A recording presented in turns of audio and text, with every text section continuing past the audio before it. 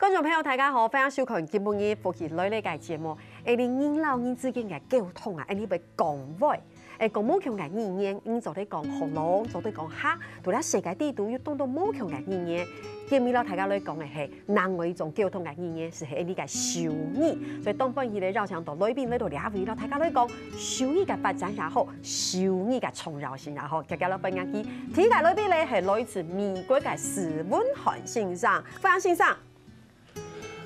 大家好，我係名安到史文翰。哇，歡迎老師，歡迎。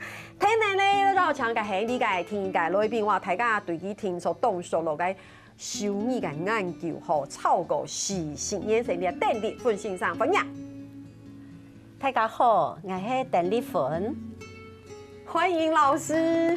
其实这个丁老师哈，在台湾大家都对他很熟，因为就是看电视的时候，看天西改世界都会看到有一个丁老师在这个电视下方小小的、圆圆的，在帮大家做手语的翻译，对不对哈？然后我想今日看天西改，乡亲朋友们会知道讲，哇哦，你有在讲手语，你讲你绕墙都会改，来自美国改史老师，大家就会觉得哇。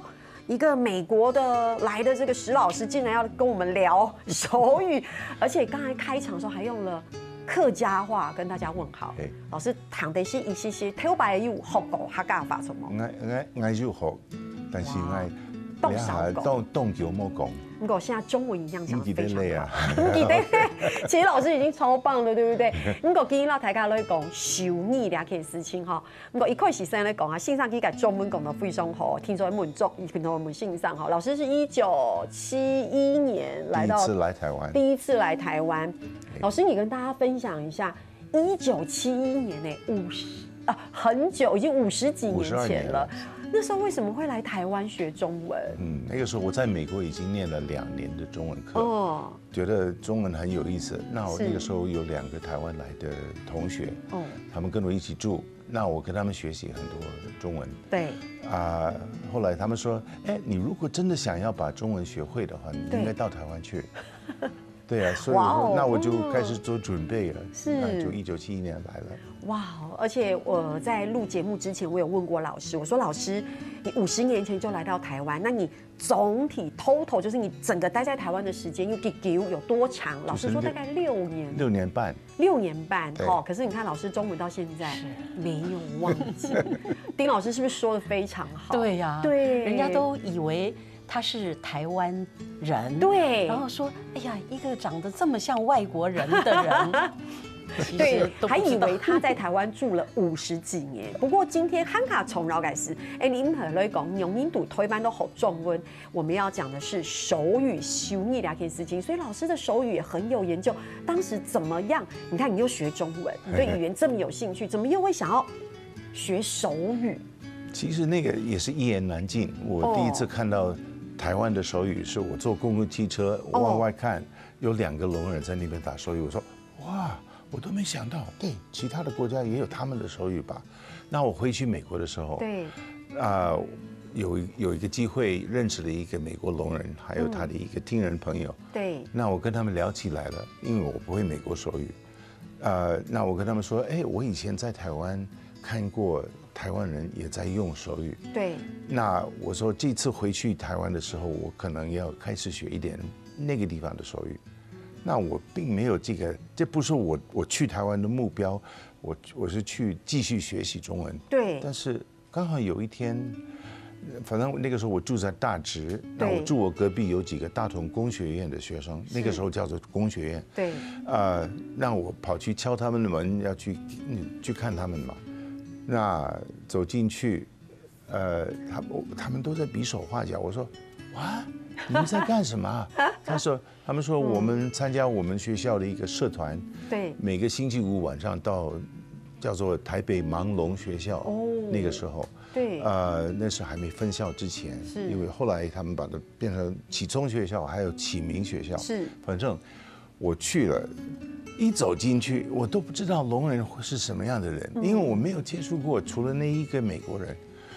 那我走進去，有一個1年級的小朋友，他在那邊他看到我，他說：“哦，你這個人個个子好高，他用这个手语，那是我第一个学的台湾手语。是，对，这是台湾手语，就是巨人的意思嘛，是巨人的意思。巨人，然后如果这样加强语气的话，那就是2个，就非常高的那个人。他又说哦，阿多嘎，很好玩。对，所以我就说哇，这些人很好玩，我很想认识他们。是。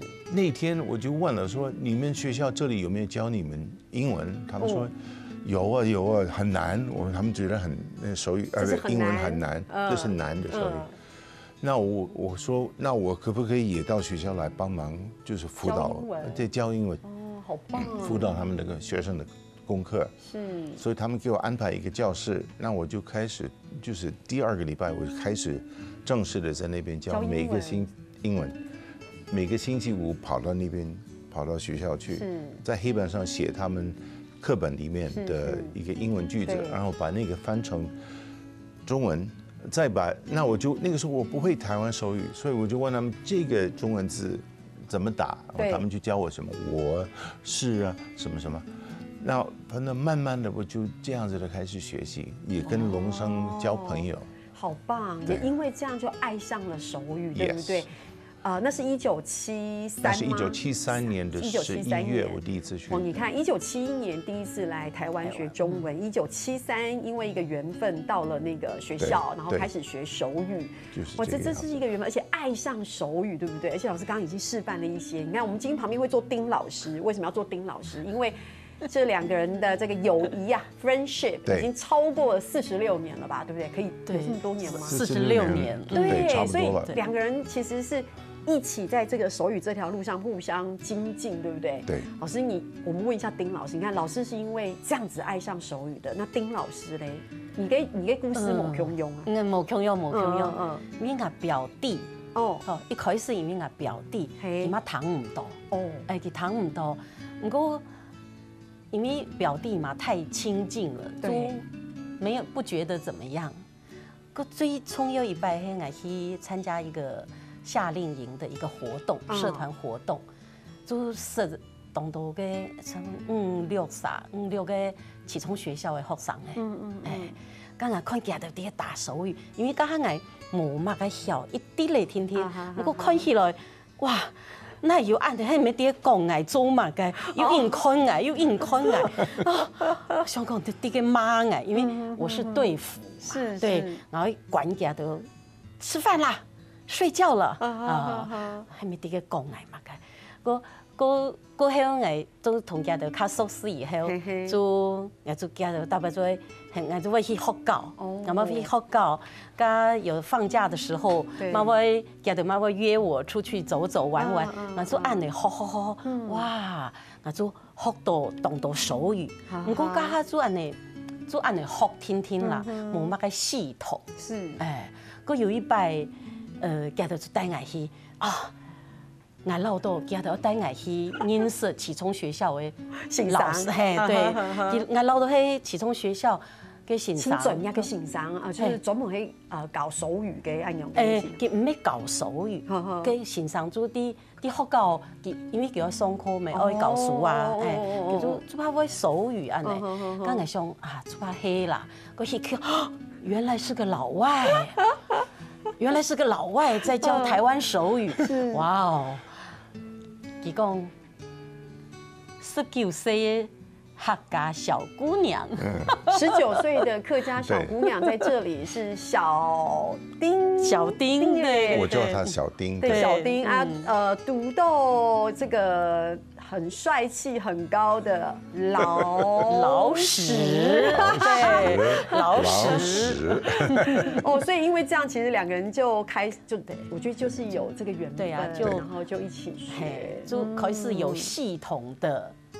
對不對？開始有系統的學習這個語言。對，我們剛才看到你們2位年輕時候的照片呢，你給他看到相片，跟誰說老師呀，嘿你那時候應該要出道當巨星 ，super star。對，唉，已经现在也是往事已矣。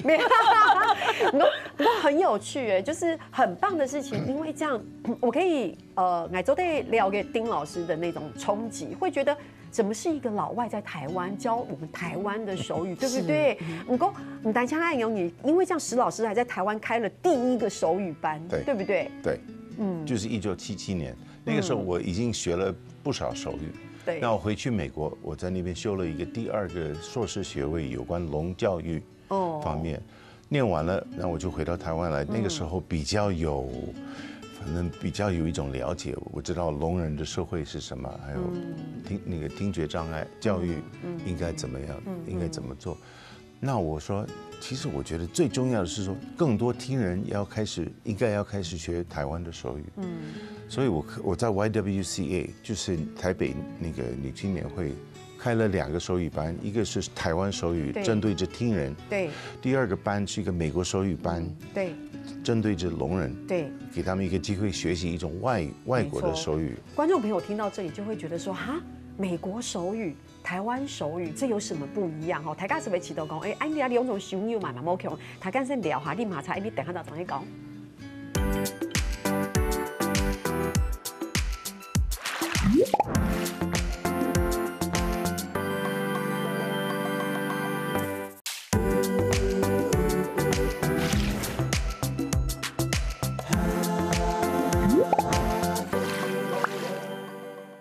今日时东方，去做啲绕墙到电信上，然后实信上呢度节目地图，然后大家咧讲手语吼。你上团节目咧，谈到老师的故事，真的太有意思了。就是说，因为不只是来学中文，因为来台湾学中文的外国人很多，但是老师这个故事太有意思了。你看，先到了学校接触手语，后来自己说我要来这里教英文，然后呢就来教了英文，然后而且丁老师的认识老师也好有趣，别人介绍，我想说，哎呀，来认识一个老师，竟然是一个外国人，而且还在教台湾手语，所以这是一个very special story， 这是很特别的一个故事。不过上台节目大家有谈到，先生有讲到台湾嘅手语，然后美国嘅手语，所以这2个手语不一样哦。对，冇強容，就 very different 的。就是我可不可以说，在台湾沟通的时候，我们当然是用台湾手语，但是到了美国，如果我们要跟美国的聋人沟通的时候，我们就要用美国手语。对，那如果在台湾学美国手语，我们能不能说就像是学另外一种语言，就像是学英文一样？就是这样子，对。哇哦 ，OK， 所以这就是你讲手语感 mokyo， 但是其实真的蛮不一样的哈。所以今天呢，这一个我们这个福气便利贴的意思，其实就是要考试，考雷病哦，就是用嘛改 mokyo 那你改用起不能分享，就是这2个手语其实不一样，因为以前。我很小的时候在看那个一个节目叫《五灯奖》，对，里面有那个手语歌唱比赛，然后就哇跳舞跳得好好看。那个时候我有被影响了，我就觉得很有意思，就会想要知道谢谢怎么说，然后祝你生日快乐怎么说。以前真的会，所以我觉得这个传播力是有意思的。对，好，所以今天绕台高的小改，所以老师你们准备好了没有？我们要跟大家来分享。这个台湾手语跟美国手语的不一样，我们先问一个最简单的好了。一般来说，我们学一个新的语言，总是要先学台家好，对不对？大家好，大家好的台湾手语先好了。台湾手语啊，就说 OK， 大家，这个就是大家好，对，这是大家好。老师，那美国手语？美国手语就 hello hello hello hello， 就是看着每一个人 ，hello hello hello hello， 这是大家好，你看完全不一样哎，对不对？所以你如果在台湾这样，大家可能也不是很了解是不是大家好，对不对？第2个要问大家，这个也好简单，谢谢。哦，我会，你会台湾手语是这样吗？单手就可以了，对，谢谢。那突然有一些紧张，我觉得我有点紧张，在两个老师面前，我刚刚突然我本来很有自信说谢谢，然后刚才我突然间有点怀疑，是吗？谢谢，对，谢谢，对，老师，那美国手语的谢谢，美国手语是 thank you， 这好像类似那种 case 有没有 case 可能跟那个有关系，对。谢谢 ，thank you，你要大规模就 thank you， 那么大规模就老师，你刚刚那个很像是你上台得奖，比如说奥斯卡，然后得奖的时候，哇 ，Thank you。可能手语影响到他们的那个表演，因为很多人知道只是 Thank you。OK，好，还有一个，我觉得这个好可爱哦，我爱你，乃爱你，哦，乃中你先午，我先好，这个是爱，这个是爱，对，这是一个人，大拇指对，要在大拇指上，这是爱，哦，对，这是爱。那我看着你，那就表示我爱你，对，好浪漫哦。所以我只要打一个爱，然后看着你，那就是我爱你。对，眼睛要专注，对，要看，对老师对对，眼睛要专注看着你。对。那美国？那美国手语的话就是这样子，好简单，好像很简单。对，其实这个是英文字母里面的那个 I 字母，这是 L， 这是 Y， 代表的是 I love you， 但是合起来就是这样子。I love you。其实要很灵活哎，那个手要很灵活。有的时候两个情人，他可能会这样子的抱他，你看就是有 I love you 的那个样子。酷。对呀 ，I love you。哦酷。哇，所以我今天回家，我可以说，我可以爱你。对，也可以说，也可以这么说。对，酷，好耶，朋友 ，friend。朋友是 friend 啊。英文的话不是英文，应该说美国手语是。那台湾手语就是握手啊，我跟你是朋友，对，朋友见面握手，对。好，最后一个，我觉得这个最重要，就是手语。手语，对，因为有时候你要对，美国手语是这样子，掌心朝外，然后这样子的动，就是手语。那台湾手语，台湾手语就是手语，往前，对，往前，而且是手，整个手，对，这样子手语，所以都不一样。好好玩哦！对，其实不容易。如果要学会2种手语，要记的东西真的好多。对呀。不过看起来石老师其实台湾手语也很厉害。以前非常厉害，现在忘了很多，因为在美国那么长时间，没有机会用台湾手语。对，不过吼，今日要强欣赏在度聊片，其实几多个故事非常的神奇。其实也希望讲，不所有嘅乡亲朋友可以多多的了解修密嘅重扰。所以其实石老师那时候几度推班改世界，听说老师还借出你的住的地方，成立了一个，就是你借出你的地方成立了一个大，就是那个什么龙友哦，你说以前在我家，对，龙剧团 ，OK， 那就是 OK， 那个我回到刚才，就是本来就在 YWC 开了2个班，台湾手语跟美国手语，美国手语班都是聋学生，其中有一个陶崇山，他站起来，他问我说，石老师，我们可不可以借用你的房子？我们要开一个大会。我说好啊，那个时候我在天母比较大的房子，所以我让他们来。那个时候。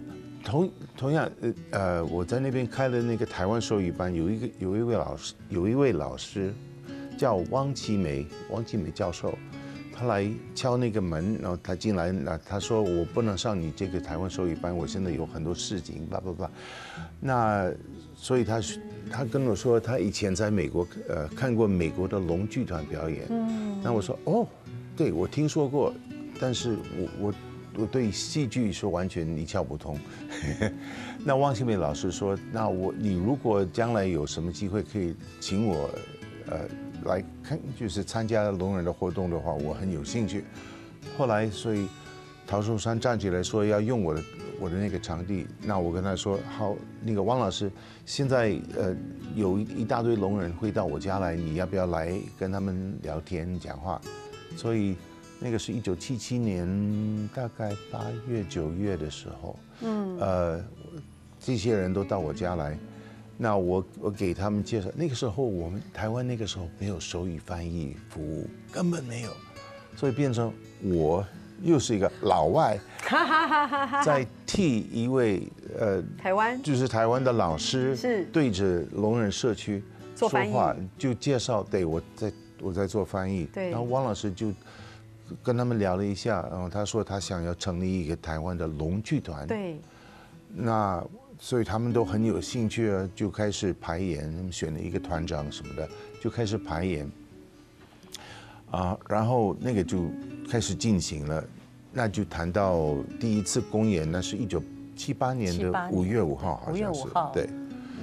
5月5号3天，对，有3天的。本来以为我们可能要开3次公演，来看的3场，来看的人好多，我们没想到会有这么多人，哎，那我们就加演2场，对，加演2场，在悦涵堂，在那个时候金华街，对，悦涵堂是我们演了3场。那因为人太多了，对，后来我们又到荣总去借了一个大礼堂，很大的礼堂，对，大概可以容纳1000个人呢。对，但是你们太厉害了，就是1000个人，还是有人坐在走廊看，中间的走道坐满了人，反应特别好。那我们说，还有这么多人都问我们说，我们在哪里可以学手语？我们在哪里可以学手语？那个时候我们就这个你说，后来因为这样子。所以我们就想，好吧，那我们就来开一个手语班好了。所以那个时候我们第一次由我们就是没有老外之外的5个听人老师，我们开了5个手语班。对，一个班大概多少人？有一个班，一早班有一个班100-200个人哦。哇，有那么多？有，因为旁边因为那个济南教会还有那个怀恩堂，对，因为我们老师就用我们的关系，就借了一些不需要花费用的地方，那是最好的方法。对，那我们有小谢啊，涵、慧中、小桃，还有我，对，我们就5个人。就开了一个5个手语班，哇，那时候人好多，而且大家要知道哦，那个时候是1978年或到1979左右的时间。你看，其实係對台灣嚟講係動走以前，其實該東西是要按到人都係學手語啊，做啲還有內統來開辦來教學。唔過喺用呢個故事，大家先聊下，你等下陣嚟講。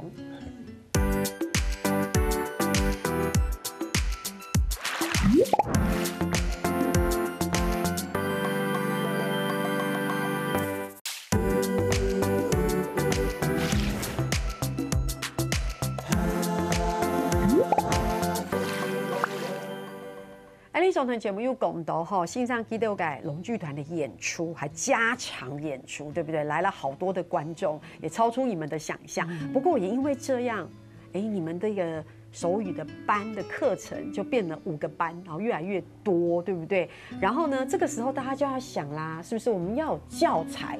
对不对？因为对，要开始慢慢有系统性的一个学习跟教学，所以你们就编了教材，对不对，老师？我们开始编教材，我们必须一定要有教材，要不然很难教。所以我们请了我们的龙朋友跟我们一起，跟那5个手语班的老师，还有就是一般那个聋人，我们就一起准备了一些教材。那当时开始的时候没有图片，就是中国文字。是。那这样子就，反正就开始了，有了一个开始。那我们就开始试用了一段时间，后来决定说，这个还不够，我们需要书，需要有图片什么的。对，所以就有了书。对，所以我们就开始往这个方向。那我们就著了2本书，这个是1979年。老师真的记得很清楚哈，1971、1973，然后1977、1978、1979，每一年发生了什么事，对不对？就发生了很多事。对，因为我常常在讲这个故事，所以这些日期我知道。对，所以就有了这2本教材，对吗？里面是有图片的，有图片。对，所以学起来就更容易了。对，也还有很多那个例句，比如说我很多句子让他们练习打手语，这样子。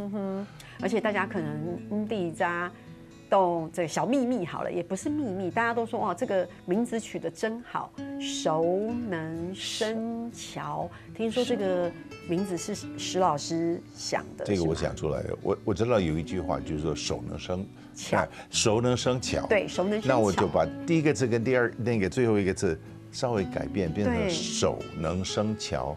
对，这个意思也是对，是沟通上，就是说，如果透过你的手，可以产生一个沟通上的桥梁，听人跟聋人之间就不再有什么隔阂。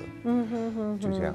但是要能够想到这个书名要中文非常好才可以，就是要中文的成语，对不对？熟能生巧，然后熟能生巧，熟能生巧。对。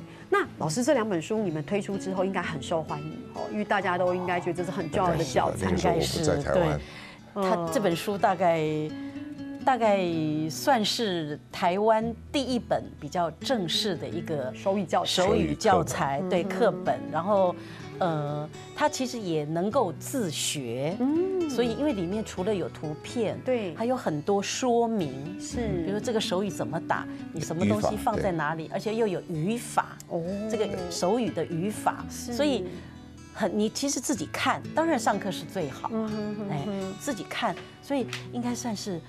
最多人用的吧，到目前来说，可能吧，加总起来，对，石老师跟丁老师对这些教材的投入都非常多，因为有时在跟那个丁老师聊天的时候，其实丁老师是非常非常敬佩石老师的这个敬业的态度，对不对？对，但是我也非常敬佩他的功劳。是，丁老师，你要不要分享一下你如何觉得非常敬佩石老师的态度是怎么每天不分时间日夜都在确认是吗？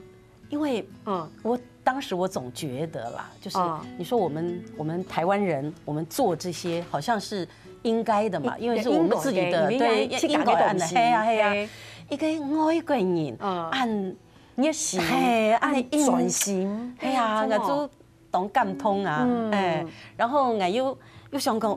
因为他语言学家，懂有系统，把这个手语的该怎么打、怎么样做，就很清楚，而且每天都会接到他的电话，说我们可以去 YWCA 吗，或是 YMCA 吗？对，我们就开始做，这表示老师好积极，因为每天都会接到喂石老师，对，喂石老师，每天都喂石老师，是，对，我就说他是 morning call。Morning call， 对，如果一天没有接到电话，想说糟糕，石老师今天去哪了，还会有点担心。你看，这就是代表老师非常积极的做这件事。我觉得以我现在来看，如果当时没有石老师，现在的光景可能不是这个样子。就是对手语的学习跟手语翻译这件事情，不是现在这样。你不能说没有。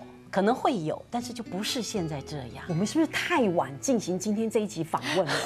是不是，老师？应该要40年前。对。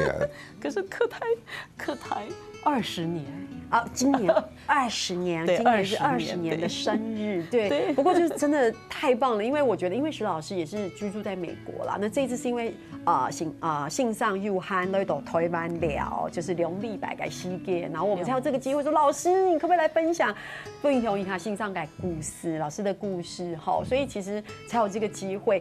不过大家一路谈下来哦，你看又有龙剧团，然后你来教手语，你走搞吹，更棒的事情是，老师后来又成立了一个我们说是手语俱乐部。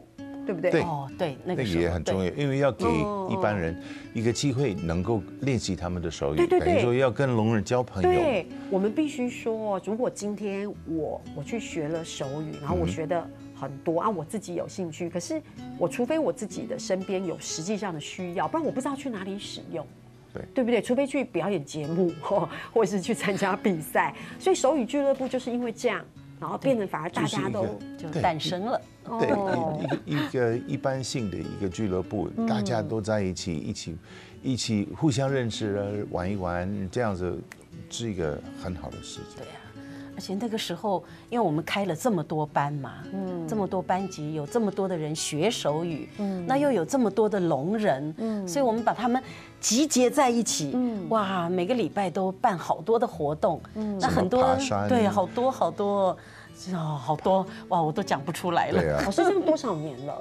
就是哇，从那个时候，那个是1978年，这两个人很可爱。这两个人说哇，那个时候应该是1978到现在到现在一直都持续着。对，我们刚刚看到好多老师的照片。对，就是当然后来就会有一些性质加入，然后也会有一些改变嘛，整个体系会做一些改变。那当然学手语的人还是持续有，对，还是持续有很多人学手语。我其实今天有这个机会可以访问到石老师，跟访问到丁老师，我必须说，我其实真的觉得很遗憾。为什么这样讲？就是说我今天听了这故事，我才知道说，原来在1971年一直到73，然后77、78，原来台湾那个时候对手语的发展是一个这样的一个历程。对，然后是由我们自己，我们说民间自己发动去做这件事情，然后它其实原来有一个蛮辉煌的一个时期。好，我自己这样看，我自己觉得，我真的觉得很感动，就是我自己在台湾，我竟然对这一块这么的陌生。哦，对，但是当然现在打开电视，我们可以看到丁老师的身影在那边协助翻译。不过老师要不要帮我们分享一下，这样子一路走来到现在，其实也40几年了，你觉得台湾的手语环境的改变？哦，当然有，其实有很大的改变。尤其是这几年，因为国家语言发展法通过了，对，所以除了客家台语啊，手语嘛纳入，已经纳入在国家语言发展法。嘿呀，那按呢就受到很多官方的重视。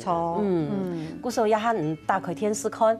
动到很多场合，嘛会有手语翻译，嘿呀，连立法院、行政院，可能客家天台新闻播报的时候，全部都有手语，对，这个非常棒。这个在台湾是一个非常了不起的。对，我也想问石老师怎么看，因为这是在台湾的发展，所以老师也觉得这样的发展也超出你的想象，对不对？对，绝对超出我的想象。我要提一下，我回去美国的时候，1980年的时候回去美国就开始修博士班，就是语言学方面。我的研究对象就是台湾手语。哦，酷！我博士论文题目是台湾自然手语那个动词的变化。哦，就是好难哦，突然也是语言学，好难。对，台湾手语有一些特征，其他的手语没有。哦，真的？对呀，比如说就是能够用，有很多例子了。用一些就是一些动词，它可以因为你的对象不同而有所变化。哦，我们要不要举个例子？比如说，如果说我告诉你 ，OK， 这个左手的意思就是说代表我那个对方是谁，所以我告诉你。可是我如果需要表示说我是对着一个女性的，那我可以这样，这是女性的意思，就是我告诉她。那我告诉他，那可能在对话里面，我在跟2个人说话，我告诉他什么事情，我告诉他女性的什么事情，就会很不一样。美国手语没有这种东西。明白。还有，如果说刚刚是对方嘛，如果说是你要告诉我，对，哎，就变成你要告诉我，是这样子打，是这样打。然后今天这样听老师这样解释啊，就让我也开始想要学修你，因为不松感又意思。你看，贵州节目下来哈，真的是老师的故事还有太多可以分享，所以下次老师你再回来台湾，一定要告诉我们，对不对？我们再来聊聊石老师用因为好回流腔改客家话的故事，这个都有意思。所以今天贵松改感谢信上就是石老师跟丁老师可以来到这边跟我们分享，好不好？我们这个老师你回美国，我要跟大家分享你这次来上节目这个经验，这样子。对，感谢信上，谢谢老师，谢谢，好，新模拟，听你下咧，邀請你嘅鄉親朋友叫下咧做認同了。校群復習類咧節目嘅鄉親朋友，我記得去到你嘅面書咧傾站哦，還有填入客家電視嘅 YouTube 頻道，也記得留兩句影片分享出去哦。